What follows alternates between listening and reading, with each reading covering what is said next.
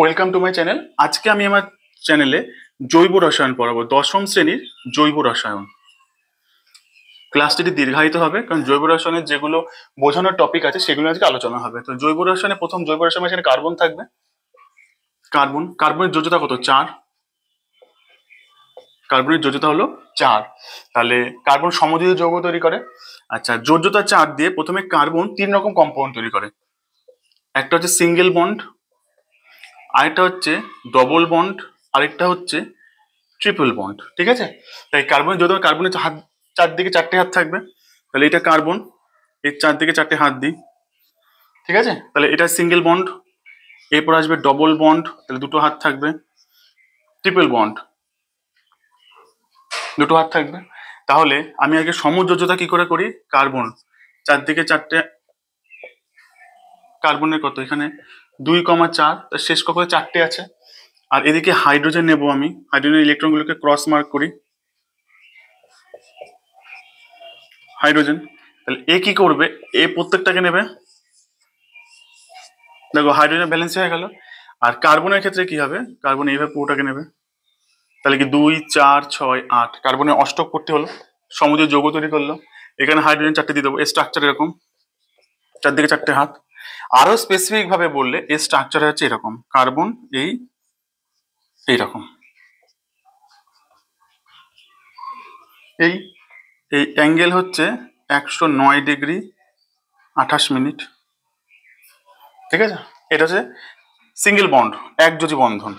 আচ্ছা এবার আসছে, আচ্ছা এখানে এটা বলে, আচ্ছা এটা হচ্ছে কার্বন আর হাইড্রোজেনের বন্ধন দৈর্ঘ্য হচ্ছে 1.09 অ্যাংস্ট্রম। ঠিক আছে, আর এর অ্যাঙ্গেল হচ্ছে HCH 109 ডিগ্রি 28 মিনিট।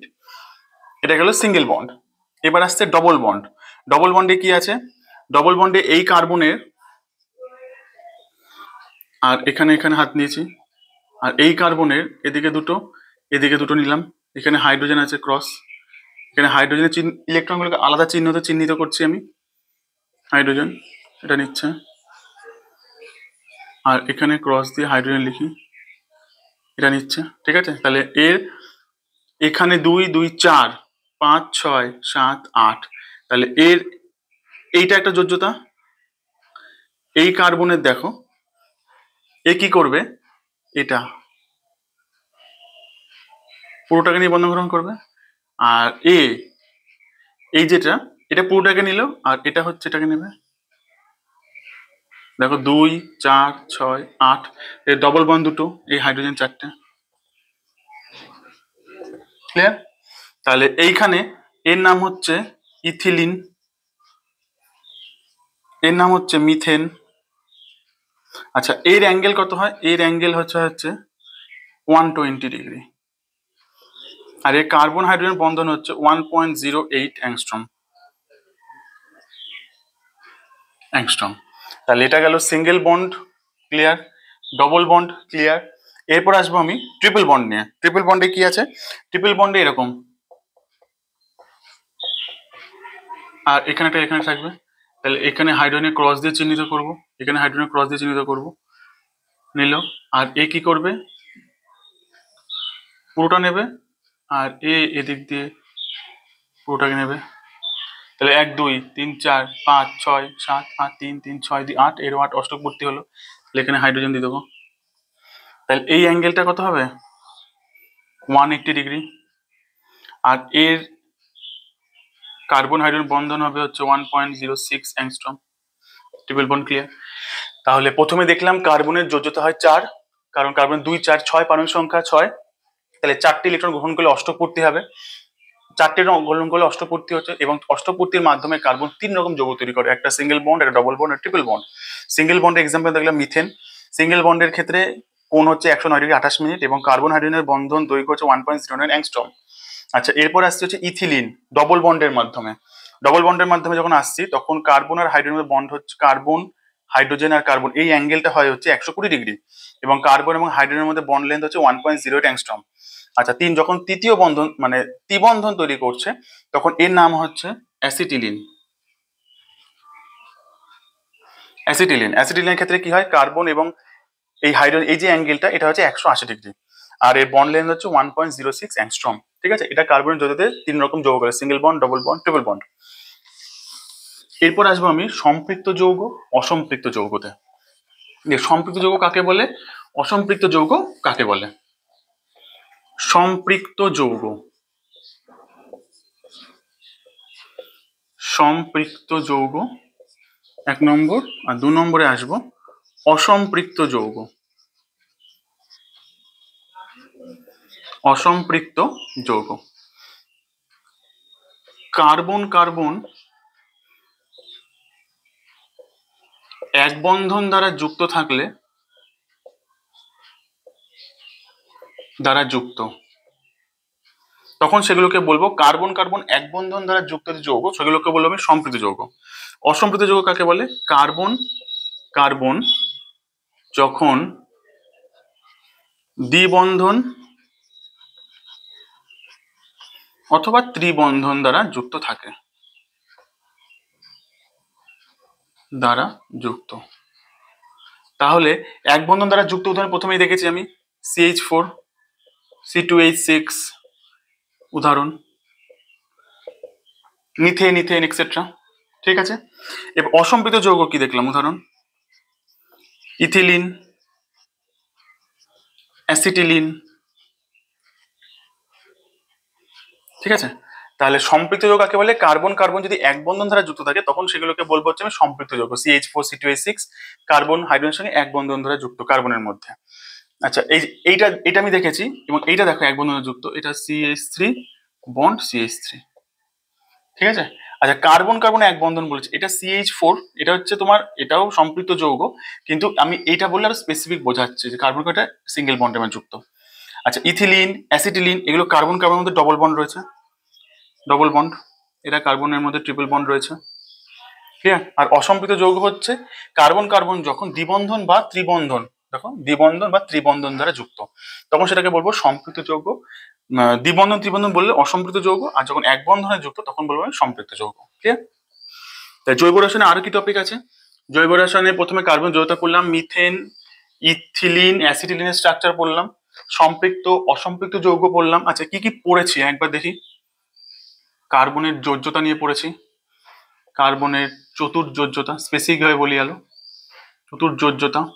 2 নম্বর CH4 C2H4 C2H2 এর গঠন পড়েছি। 3 নম্বর সম্পৃক্ত ও অসম্পৃক্ত যৌগ সম্পর্কে পড়লাম, অসম্পৃক্ত যৌগ। ঠিক আছে, 4 নম্বরে পড়বো আমি সমাবয়বতা, সমাবয়বতা। সমাবয়বতা কাকে বলে? সমাবয়বতা হচ্ছে 2 রকম হয়, সমাবয়বতা এগুলো বোঝার জিনিস। সমাবয়বতা 2 রকম, একটা হচ্ছে অবস্থান গঠিত, অবস্থান গঠিত, আরেকটা হচ্ছে কার্যকরী গ্রুপ গঠিত, কার্যকরী গ্রুপ গঠিত। দেখো সমাবয়বতা কাকে বলে প্রথমে জানতে হবে। সমাবয়বতা হচ্ছে একই কার্বন হাইড্রোজেন অক্সিজেন যা আছে পরমাণুর সংখ্যা সবার এক, কিন্তু অবস্থানে আলাদার জন্য তাদের ভিন্ন ধর্ম। যেমন এই যে অবস্থান, অবস্থান গঠিত, অবস্থান গঠিত বলতে তোমার সব থেকে ভালো উদাহরণ দিই, ধরো CH3 CHOH CH3, তাহলে কার্বনের হাত 4টে, তাহলে এর সংকেত হবে 1 2 3 C3H 3 3 6 2 7 8 H8O। ঠিক আছে, তাহলে এর নাম হচ্ছে 1 2 3, এর নাম কি 2 প্রোপানল, 2 প্রোপানল। আরেকটা দেখি আমি CH3 CH2 CH2OH, তাহলে এর সংকেত কি যাবে? C3 3 2 5 2 7 1 8 H8O। এর 1 নম্বরে যুক্ত আছে, তাহলে এটা নাম হবে 1 প্রোপানল। তাহলে একদিন খেয়াল করে দেখো অবস্থান গঠিত OH গ্রুপ 1 নম্বর আছে হচ্ছে নাম্বারিং করি 2 নম্বর কার্বনে, যার নাম 2 প্রোপানল, আর এটা 1 2 3 নাম্বারিং করি, এই OH গ্রুপ আছে 1 নম্বর কার্বনে, তাহলে এটা হচ্ছে 1 প্রোপানল, এটা 2 প্রোপানল। অবস্থান গঠিত সমাবয়ব, তবে স্ট্রাকচার কিন্তু এক, C3H8O C3H8O। এটা হচ্ছে অবস্থান গঠিত সমাবয়ব, কারণ এর OH হচ্ছে 2 নম্বর পজিশনে, এর OH হচ্ছে 1 নম্বর পজিশনে। আচ্ছা কার্যকরী গ্রুপ গঠিত, কার্যকরী গ্রুপ কি আছে? কার্যকরী গ্রুপ গঠিত অর্থাৎ গ্রুপের সঙ্গে যে যুক্ত থাকে সেই কার্যকরী গ্রুপগুলো আলাদা। যেমন আমি ধরি এটা CH3O CH3, তাহলে সংকেত কি? C2 H6O, আর এখানে আমি এটা নিই CH3 CH2OH। তাহলে 1 2 কার্বন 2টো, হাইড্রোজেন 6টা, অক্সিজেন। দেখো সংকেত এক, C2H6O, কিন্তু এর নাম কি ডাইমিথাইল ইথার, আর এর নাম কি ইথানল। তাহলে কার্যকরী গ্রুপটাই আলাদা। এর দেখো স্ট্রাকচার কিন্তু এক, স্ট্রাকচার এক বলতে C2H6O কম্পোজিশন 2টো কার্বন 6টা হাইড্রোজেন 1টা অক্সিজেন, এরও কিন্তু 2টো কার্বন 6টা হাইড্রোজেন 1টা অক্সিজেন। দেখো সংকেত পুরো এক দুটোর, কিন্তু যখন আমি এর স্পেসিফিক স্ট্রাকচার রাখবো, এটা হচ্ছে ডাইমিথাইল ইথার, কার্যকরী গ্রুপ আলাদা, এটা কার্যকরী গ্রুপ ইথার গ্রুপ, আর এখানে OH অ্যালকোহল গ্রুপ। তাহলে এটা কার্যকরী গ্রুপগুলিতে সমবায়। আচ্ছা, এর সংজ্ঞার সাথে প্রত্যেকটা উদাহরণ কিন্তু মাস্ট, মাধ্যমিকের সময় সংজ্ঞা তার সাথে উদাহরণ লেখা কিন্তু অত্যাবশ্যকীয় প্রয়োজন। আচ্ছা, এটা গেল সমাবয়বতা। 4 নম্বর সমাবয়বতা পড়লাম, অবস্থান গঠিত সমবায় কার্যকরী, অবস্থান পজিশন আলাদা হচ্ছে, আর কার্যকরী গ্রুপটাই আলাদা। ঠিক আছে, তাহলে এখানে 4 নম্বর সমাবয়বতা পড়েছি।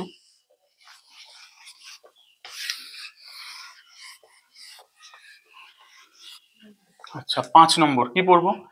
কার্যকরী গ্রুপ। কারণ এখানে কার্যকরী গ্রুপ দেখলাম আমি, কার্যকরী গ্রুপ। কার্যকরী গ্রুপ কাকে বলে? কার্যকরী গ্রুপ।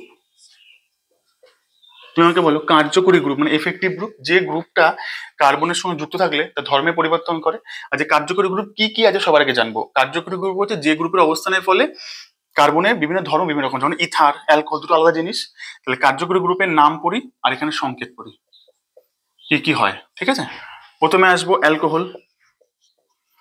অ্যালকোহল এর নাম হচ্ছে OH, এর সংকেত। তারপরে আসবো অ্যালডিহাইড। অ্যালডিহাইড এটা CHO। তারপর এটা আসবো কিটোন, ঠিক, CO।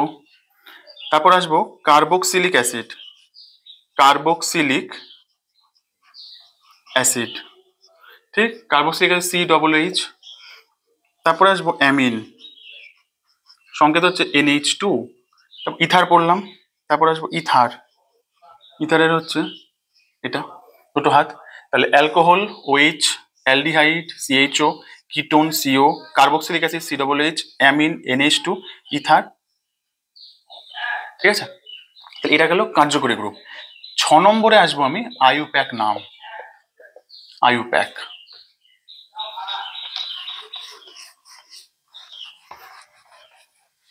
তাহলে আইইউপ্যাকের ফুল ফর্ম জানতে হবে আমাকে। আইইউপ্যাকের ফুল ফর্ম হচ্ছে ইন্টারন্যাশনাল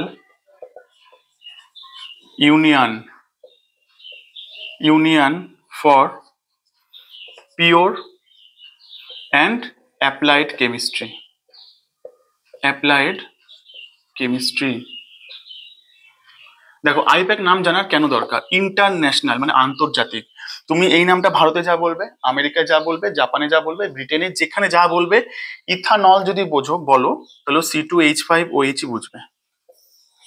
এই নামকরণটা করা হয়েছে কারণ কেমিস্ট্রির এই নামকরণটা এই সোসাইটি থেকে অ্যাপ্লাই করা হয়েছে। তো এই একটা নাম দিয়ে তুমি এটা বিশ্বের যেখানে বলবে ইথানল বলে ওরা এটাই বুঝবে। ইথাইল অ্যালকোহল বা এগুলো হচ্ছে আমাদের এখানকার প্রচলিত নাম। যেমন আমি বলছি ইথিলিন, ইথিলিন হচ্ছে প্রচলিত নাম, কিন্তু ইথিলিনের আইইউপ্যাক নাম হচ্ছে ইথিন। তাহলে ফার্স্টে আমার এখানে কি জানতে হবে? ফার্স্টে আমি যখন নামকরণ করব, ফার্স্ট টাইপ হচ্ছে কার্বন সংখ্যা জানতে হবে আমাকে। কার্বন সংখ্যা। কার্বন সংখ্যা কি কি হয়? কার্বন সংখ্যা একটা থাকতে পারে, দুটো থাকতে পারে, 3 4 5 6 7 থাকতে পারে। 1 হলে নাম হয় মিথ, 2 হলে ইথ, 3 হলে প্রোপ, 4 হলে বিউট, 5 হলে পেন্ট, 6 হলে হেক্স, 7 হলে হেপ্ট। যদি 8 হয়, একে স্টার মার্কস দিই, 8 হলে নাম হবে অক্ট, 9 হলে নাম হবে নন, আর 10 হলে নাম হবে ডেকা। তাহলে এতগুলো লাগবে না আমাদের, 5 পর্যন্ত যথেষ্ট। কার্বন সংখ্যা, ধরো আমি কোনো জৈব যৌগের নামকরণ করছি, সেক্ষেত্রে প্রথমে আমি দেখবো হচ্ছে কটা কার্বন রয়েছে। যদি কার্বন সংখ্যা ফার্স্টে কাউন্ট করবো তার বেসিকে নাম হবে। যদি দেখি কার্বন একটা আছে তাহলে তার নাম হবে ফার্স্টে মিথ, 2 থাকলে ইথ, 3 থাকলে প্রোপ, 4 থাকলে বিউট, 5 থাকলে পেন্ট, 6 থাকলে হেক্স, 7 থাকলে হেপ্ট, 8 থাকলে অক্ট, 9 থাকলে নন, 10 থাকলে ডেকা। তোমাদের এই 5 পর্যন্ত কি 6 পর্যন্ত পড়লে যথেষ্ট। তো প্রথমে কার্বন সংখ্যা জানলাম, এরপর আসবো কি বন্ড আছে সেখানে। আমি দেখেছি single bond, double bond, triple bond হয়। যদি সিঙ্গেল বন্ড থাকে তখন নামের পরে আমি যোগ করব এন, যদি ডবল বন্ড থাকে নামের পরে যোগ করব আমি ইন, যদি ট্রিপল বন্ড থাকে তাহলে নামের পর যোগ করব হচ্ছে আমি আইন। সহজ উদাহরণ দিই, সব থেকে সহজ CH4, কার্বন কটা আছে? একটা, মিথ, সব সিঙ্গেল বন্ড, এন, নাম কি হবে? মিথেন। ঠিক। আচ্ছা, এরপরে এই জায়গাটা আমি দেখাই, ডবল বন্ড যেটা দিয়ে আছে, double bond C, double bond C, এই নামকরণগুলো কি করে হচ্ছে, এর প্রাথমিক সেন্স বা জ্ঞান যেটাকে বলে যদি থাকে, পরবর্তী যতগুলো দেবে তুমি সব নামকরণই করতে পারবে।